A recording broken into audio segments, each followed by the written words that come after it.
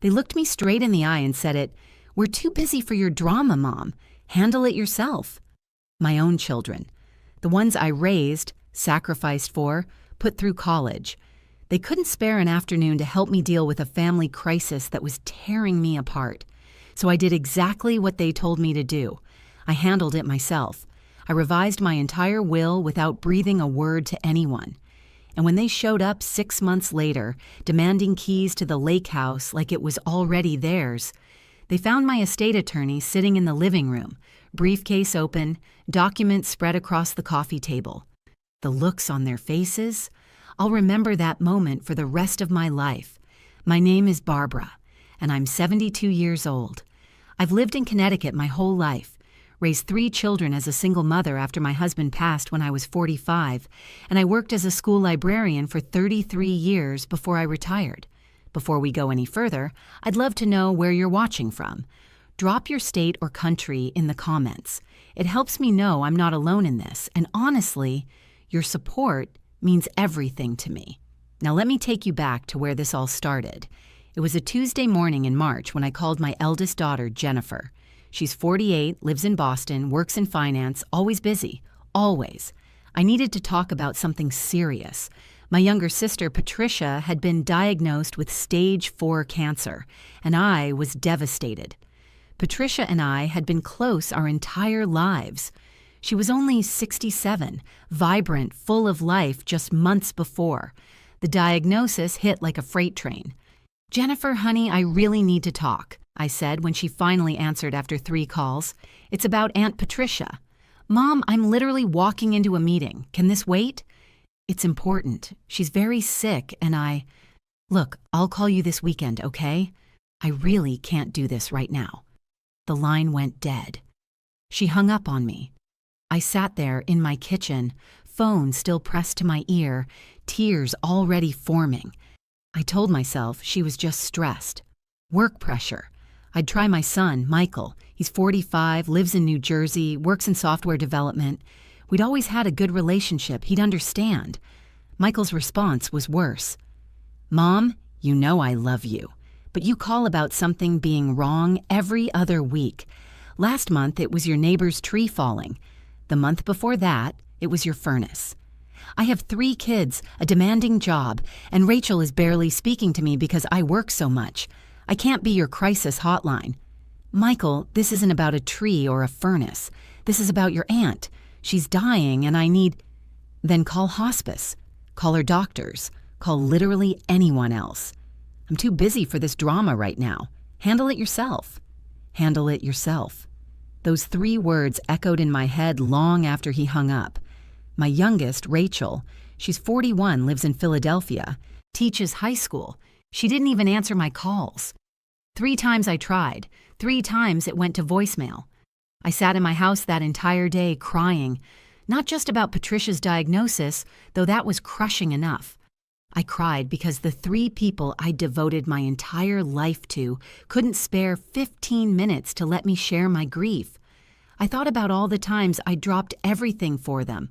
When Jennifer's marriage fell apart 8 years ago, who drove to Boston every weekend for 3 months to help with the kids? When Michael lost his job during the recession, who paid his mortgage for 6 months? When Rachel had a mental breakdown during her first year teaching, who took a leave of absence from work to stay with her? Me. Every single time it was me. But apparently, I'd become an inconvenience. My problems were drama. My need for emotional support was too much to ask. Fine. If they wanted me to handle things myself, I'd do exactly that. The next morning, I called my estate attorney, David Morrison. I'd worked with him years ago when my husband died, and I'd kept my will relatively simple since then. Everything split 3 ways among my children. The lake house in Vermont, the one my husband and I had bought 40 years ago and lovingly maintained, where we'd spent every summer with the kids. That was supposed to go to all 3 of them jointly. My savings, my retirement accounts, the house I lived in, all divided equally. "David, I need to schedule an appointment," I told him. "I want to completely revise my will." "Barbara, is everything all right?" His voice carried genuine concern. Everything's fine. I just need to make some changes. Significant changes. We met that Friday. I walked into his office with a clarity I hadn't felt in years. I wasn't doing this out of spite. At least that's what I told myself. I was doing this because my children had shown me exactly how they valued our relationship. They'd made their priorities crystal clear. I want to remove my children as primary beneficiaries, I said, laying out my plan. The lake house goes to Patricia's daughter, Emma. My niece has always loved that place, and she actually visits me. She calls just to check in. She brought me soup last winter when I had pneumonia without me even asking. David didn't blink. He'd been an attorney for 30 years and had probably seen worse family situations. And the rest of your estate? I'm setting up charitable trusts, the local library system where I worked for 3 decades, the Cancer Research Foundation treating Patricia, the women's shelter where I volunteer. My retirement accounts can fund scholarships for single mothers going back to school. My house can be sold and the proceeds split between these organizations. And your children receive $1,000 each. Just enough that they can't claim I forgot about them or that I wasn't of sound mind. I wanted absolutely clear that this was intentional. David nodded slowly, making notes. Barbara, I have to ask, are you certain about this? Estate decisions made in emotional distress can sometimes be regretted later. I've never been more certain of anything in my life. They told me to handle it myself. So I am. Over the next 3 weeks, David drafted everything meticulously. We included specific provisions that would make contesting the will nearly impossible. I underwent a cognitive assessment with a psychologist to document that I was of sound mind. We video recorded me explaining my decisions, calm and articulate, making it clear that no one had coerced or manipulated me. This was my choice, made with full awareness and intention. The hardest part wasn't making the decision, it was keeping it secret. Every time Jennifer called with some superficial conversation about her vacation plans, I wanted to scream. Every time Michael sent his obligatory monthly text asking how I was doing, I wanted to tell him exactly how I was doing. Rachel continued to be mostly absent, popping up every few weeks with some excuse about being overwhelmed with work. None of them visited. Not once during those months when Patricia was declining rapidly. I spent countless hours at her bedside, holding her hand, helping with doctor appointments, managing her medications. Emma was there too, my wonderful niece who took time off work to help care for her mother. We cried together, laughed over old memories, and sat in comfortable silence during the hardest days. Patricia passed away in late May, just 8 weeks after her diagnosis. The funeral was on a beautiful Saturday morning. Jennifer showed up late, checking her phone throughout the service. Michael attended, but left immediately afterward, claiming he had a soccer game to get to. Rachel came, but spent half the reception complaining about her principal. "This must be so hard for you, Mom," Jennifer said, giving me a brief hug. "Losing your sister." I wanted to say, "You know what was hard? Calling you when I found out she was sick and being told I was being dramatic." But I didn't. I just nodded and said, "Yes, it is." "Hey, we should talk soon about the lake house," Michael mentioned as he was leaving. Rachel and I were thinking maybe this summer we could all use it more. The kids are getting older and it'd be nice to have that family time. The lake house. Of course, that's what they were thinking about at their aunt's funeral. Not about me, grieving the loss of my only sister. Not about how I'd spent the last 2 months watching her die. The property. The inheritance. What they could get. "We'll talk later," I said simply. "Actually, Mom, I've been meaning to bring this up too," Rachel added, suddenly appearing beside Michael. "Now that you're getting older, maybe it makes sense to start talking about your estate planning. You know, just to make sure everything's organized for your peace of mind." My peace of mind. They hadn't cared about my peace of mind when I was falling apart over Patricia's diagnosis. But now that they wanted to secure their inheritance, suddenly my well-being mattered. "Everything's already organized," I told them. "I met with my estate attorney months ago. It's all handled." "Oh, good," Jennifer joined the conversation. So the house and the lake property are all set up to transfer smoothly? It's all legally documented. You don't need to worry about any of it. They seemed satisfied with that answer, interpreting my words the way they wanted to. They assumed all handled meant everything was neatly packaged for them to inherit. They had no idea what I'd actually done. Over the summer, their entitlement only grew worse. Jennifer started making plans for renovating the lake house, texting me pictures of modern furniture and asking my opinion. She wasn't asking permission. She was already treating it like her property. "I think we should update the kitchen first," she wrote in a family group chat in July. "Those appliances are from the 90s. Michael, you good with splitting the cost? We can talk about timelines once Mom transfers the deed." Michael responded, "Sounds good. Mom, what's the process for transferring the property? Do we need to involve lawyers, or can we just handle it at the county office?" Rachel chimed in, "Are we selling Mom's house too, or waiting? Just thinking about timing with the market." I stared at my phone, reading these messages in disbelief. They were planning my estate distribution like I was already dead. I was sitting in my living room, very much alive, watching them divvy up my life's work and assets via text message. I didn't respond to the group chat. Instead, I called Emma. "How are you holding up?" I asked. She'd been struggling with her mother's death, and I'd been checking in regularly. "Some days are harder than others," she admitted, "but I'm managing. How about you, Aunt Barbara?" "I'm okay. Listen, I wanted to tell you something. I've made some changes to my estate planning, and the lake house is going to you." There was a long silence. "What? Aunt Barbara? I don't know what to say. Are you sure? What about Jennifer, Michael, and Rachel?" "I'm completely sure. That house holds memories of your mother, of our summers together. You've always loved it, and you've always respected it. It should go to someone who values it for what it is, not for its market value." "I'm honored, truly. But won't this cause problems with your kids?" "That's my concern, not yours. I just wanted you to know. Don't mention it to anyone yet. When the time comes, you'll receive all the documentation." August rolled into September. The demands from my children intensified. Jennifer wanted to plan a family meeting about my finances. Michael suggested I sell my house and move into a retirement community, freeing up assets. Rachel started sending links to financial advisors who specialize in senior estate transitions. None of them visited. None of them called to ask how I was coping with Patricia's death. Every conversation circled back to money, property, and their expectations. Then came October. I'd spent a quiet Sunday afternoon reading when I heard cars pulling into my driveway.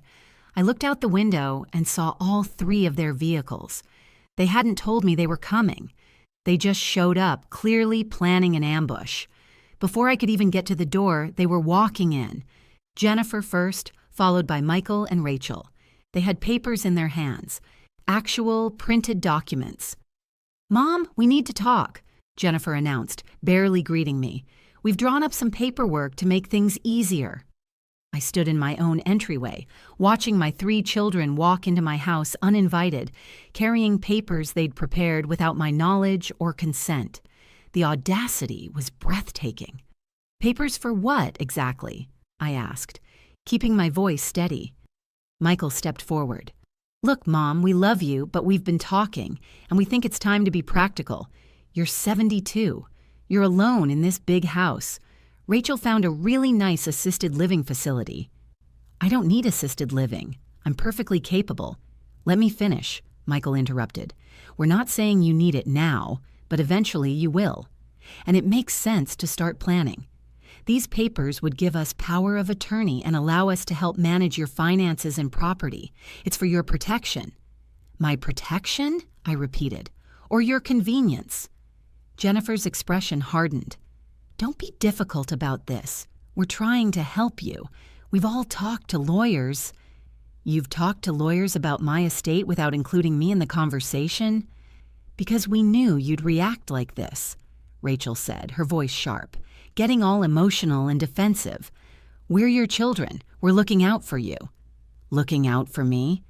When was the last time any of you looked out for me? When Patricia was dying, where were you? When I called you, heartbroken and terrified, what did you tell me?" The room went silent. They clearly hadn't expected me to bring that up. "That was different," Jennifer finally said. "You were being overly dramatic. My sister was dying of cancer. I needed my children. And you told me I was dramatic and to handle it myself, so that's exactly what I did." "What does that mean?" Michael's eyes narrowed. "It means I handled my affairs, like you told me to." "Okay, yes, we could have been more supportive during that time," Rachel admitted, though her tone suggested she was just trying to de-escalate. "But this is about your future, about making sure you're taken care of." "I am taken care of.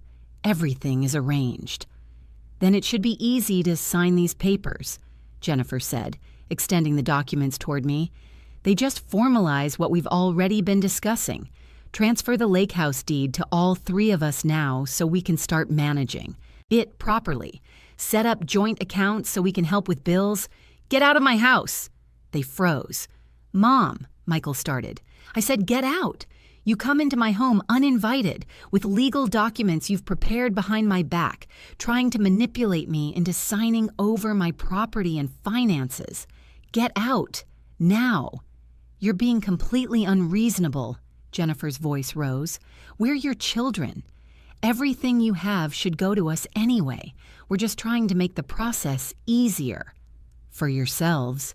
"You're trying to make it easier for yourselves. Not for me. You don't give a damn about me." "That's not fair," Rachel said. "We're busy, but we care about you." "You're busy. You're always busy. But never too busy to show up demanding my assets. Now leave before I call the police." They didn't leave immediately.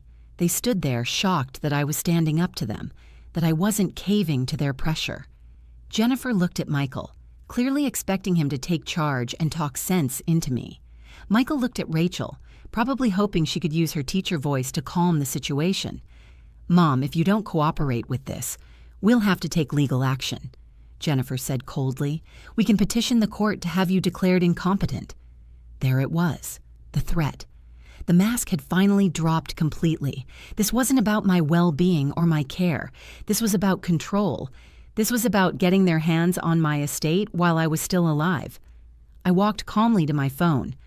"I'm calling the police. You have 30 seconds to leave my property." "You're insane," Rachel hissed. "We're your family." "Family doesn't treat each other like this. Family doesn't show up with legal papers to steal someone's property. Family doesn't threaten their own mother." I started dialing. That's when they finally moved, gathering their papers, throwing angry looks my way. Jennifer stopped at the door. "You're going to regret this. We're done trying to help you. When you need us, don't bother calling." "I haven't been able to count on calling you for years," I replied. "This changes nothing." They left, tires squealing as they drove away. I locked the door behind them, hands shaking, and sat down in my living room. Part of me was terrified. Part of me was exhilarated. I'd stood up to them, finally. But I knew this wasn't over. Jennifer's threat about legal action was real. I immediately called David Morrison. "They just tried to ambush me with power of attorney papers," I told him. "They threatened to have me declared incompetent." "Did you sign anything?" His voice was sharp, focused. "No, I threw them out, but they're going to escalate." "Good. Don't sign anything. Don't agree to any meetings with them alone, and document everything. Every text, every call, every interaction. We need a record. Over the next 6 weeks, they tried everything. Jennifer sent certified letters claiming I was a danger to myself. Michael contacted my doctor, trying to get medical records that would support a competency hearing. Rachel showed up at my house twice more, each time with different strategies, first apologetic and manipulative, then angry and accusatory. I documented everything, just like David instructed. I had security cameras installed. I saved every text message, every email, every voicemail. They were building a case against me, but I was building a stronger case showing their harassment and financial motivation. The nastiest part came in early December. Jennifer posted on social media, something she rarely did, with a long emotional message about how worried she was about her declining mother, who was refusing help and making irrational decisions. She painted herself as the devoted daughter dealing with a difficult, possibly senile parent. Friends and distant relatives started reaching out to me, concerned, offering to talk to me about accepting help. The manipulation was sophisticated. They were poisoning the well, creating a narrative where they were the caring children and I was the problem. But they made one critical mistake. They underestimated me. They assumed I was a helpless old woman who would eventually crack under pressure. They didn't account for the fact that I'd spent 33 years as a school librarian dealing with difficult teenagers, manipulative parents, and complex administrative politics. I knew how to document, how to build a case, and how to stay 3 steps ahead. In mid-December, Jennifer sent a text to the family group chat. "We're coming to the lake house this weekend. We've decided it's time to start using it properly. Mom's clearly not maintaining it. We need the keys." That was it. That was the moment I'd been waiting for. They'd finally made a demand I could use. I responded immediately. "The lake house is not available. You are not welcome there. Jennifer, it's our inheritance. Stop being selfish. Michael, we're coming whether you like it or not. We deserve access to that property. Rachel, you can't keep us out of our own future. We're all beneficiaries." I didn't respond. Instead, I called David. "They're planning to show up at the lake house this Saturday. They think they have rights to it." "Perfect," David said. "I'll be there. Let's finally settle this." Saturday morning came. I drove to the lake house early, my heart pounding. David arrived shortly after, briefcase in hand. We set up in the living room, the same living room where my husband and I had watched our children grow up during summer vacations, where we'd played board games and roasted marshmallows and created the kind of memories that were supposed to mean something. We waited. David reviewed documents while I made coffee, trying to keep my hands from shaking. Around 11 o'clock, we heard vehicles approaching. All 3 of them had come, just as I expected. Jennifer's SUV, Michael's truck, Rachel's sedan. They'd brought their families too, I could see. Grandchildren in the vehicles. They had assumed this would be a celebration, a family weekend at the lake house. They probably planned to change the locks after this visit, maybe even start moving furniture out. I watched through the window as they got out, laughing, carrying bags and coolers. Jennifer was already on her phone, probably photographing the house for her renovation plans. Michael was pointing at the dock, talking to his teenage son. Rachel was unloading what looked like enough groceries for a week. They walked up to the front door. Jennifer tried her key, an old copy I'd forgotten she had from years ago. It didn't work. I'd changed the locks months ago, right after my meeting with David. She knocked, confused, then knocked again, louder. "Mom, are you in there?" I opened the door. The expression on her face when she saw David sitting there in his suit, briefcase open, legal documents spread across the coffee table. I'll treasure that moment forever. "What's he doing here?" Jennifer demanded. "Barbara asked me to be present," David said calmly. "Please come in, we have some things to discuss." They filed in slowly, confusion turning to suspicion. Michael's wife stayed outside with the kids, sensing this wasn't going to be the family weekend they'd planned. If you're still watching, make sure to subscribe to this channel. You won't believe what happened next. My children stood in the lake house living room, staring at the documents spread across the coffee table. David remained seated, professional and composed. I stood by the fireplace, my hands clasped in front of me to keep them from trembling. "What is this?" Michael asked, his voice tight. "This is your mother's revised estate plan," David said. "She asked me to review it with all of you today, given your recent demands regarding her property." "Revised?" Jennifer's face went pale. "When?" "I revised my entire will in March," I said quietly.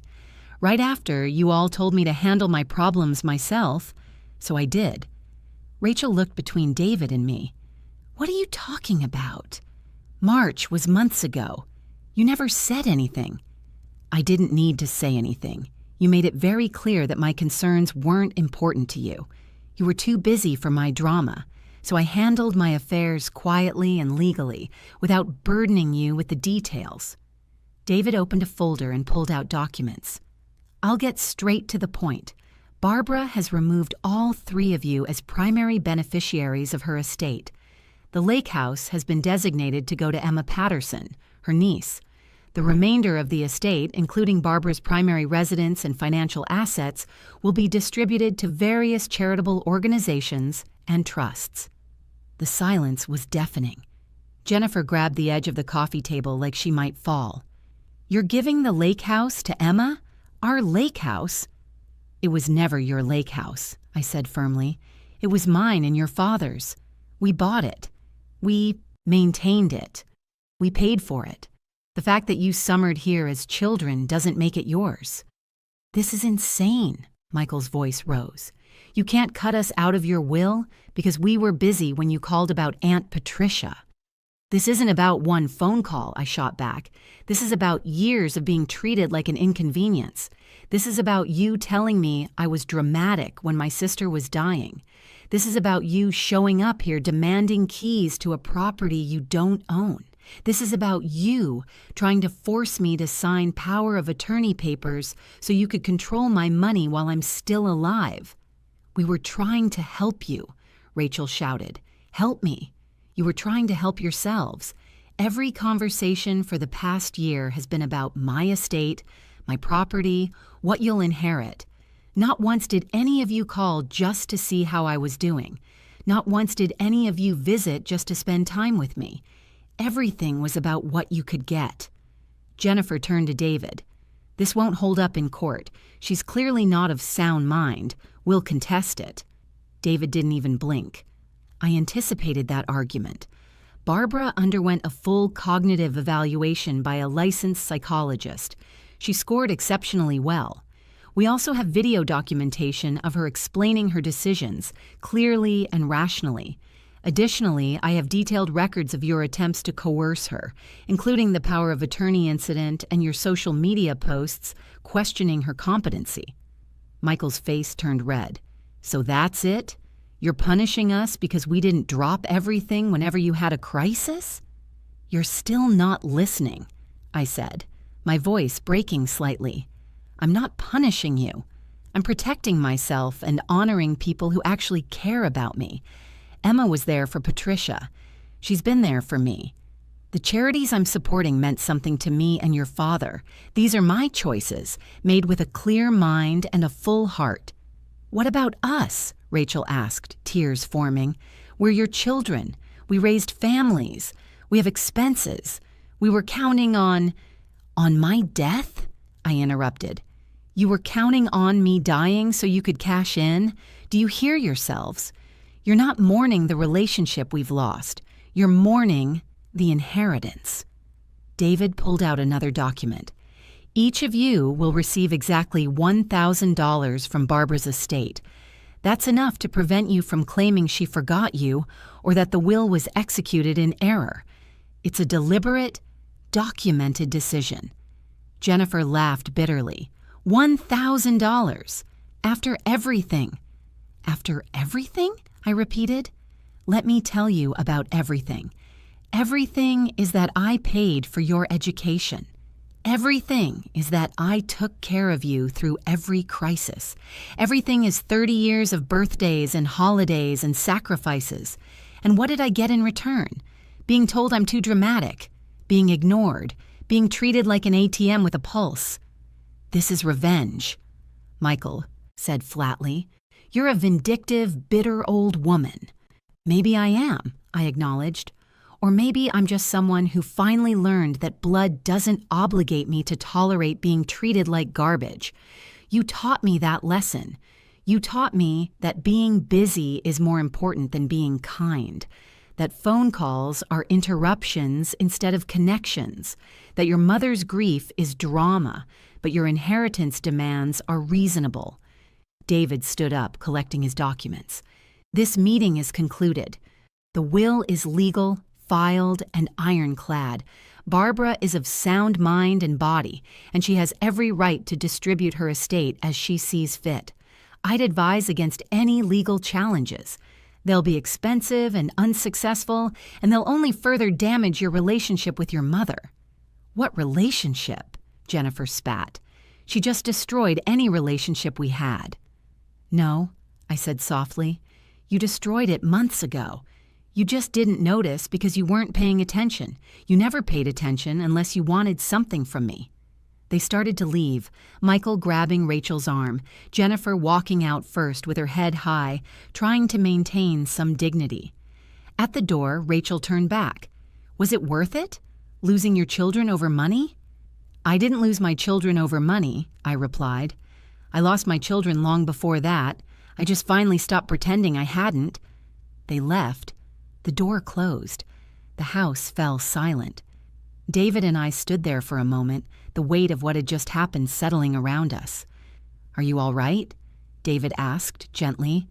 I nodded, wiping tears I hadn't realized had fallen. "I am. For the first time in a long time, I actually am." David packed up his briefcase, giving me a moment to compose myself. "You did the right thing, Barbara. I've seen many estate disputes in my career, but I've rarely seen someone handle it with as much dignity as you just did." "I don't feel dignified," I admitted. "I feel exhausted." "That's normal. But you stood your ground. You protected yourself. That takes courage." He handed me a card. "If they contact you, and they probably will, don't engage alone. Call me first. Document everything. And remember, you don't owe them explanations or apologies." After David left, I sat in the living room for a long time, looking at the lake through the window. This house held so many memories. My husband teaching the kids to fish off the dock, summer barbecues, late-night conversations on the porch, the sound of children's laughter echoing through the halls. But those children had grown into adults I barely recognized, adults who valued my money more than my presence. My phone buzzed. A text from Emma. "Aunt Barbara, are you okay? Jennifer just called me screaming about the will. I told her I didn't want to be in the middle of this." I called her back. "Don't worry about being in the middle. This is my decision, and I stand by it. You've been kind to me. You were there for your mother. The house should go to someone who loves it for the right reasons." "I'm honored, truly, but I'm worried about you. Are you safe? Are they harassing you?" "I'm fine. My attorney is handling everything. How are you doing? I know this must be stressful." We talked for an hour about her mother, about grief, about moving forward. It reminded me what real connection felt like. Not transactional, not conditional, just genuine care between two people who valued each other. The following weeks were quiet.